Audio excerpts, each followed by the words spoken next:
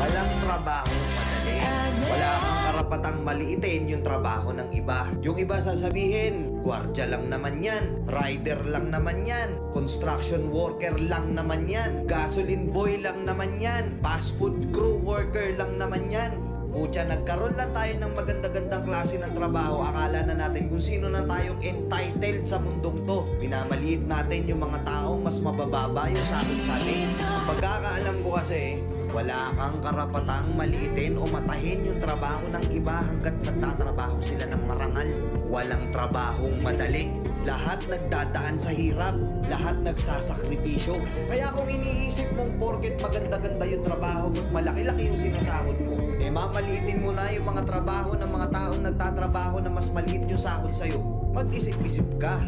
Baka bawiin sa'yo yan. Baka biglang bumaliktad yung mundo at sila naman yung umangat. Kahit anong trabaho mo, magpakumbaba ka pa rin. Bilog ang mundo, hindi palagi nasa taas ka. Kaya hanggat maaari sa lahat ng oras, magpakumbaba ka. Diba? May kilala pa kayong ganito? Minsan na rin pa kayong nilait ng mga ganitong klaseng tao?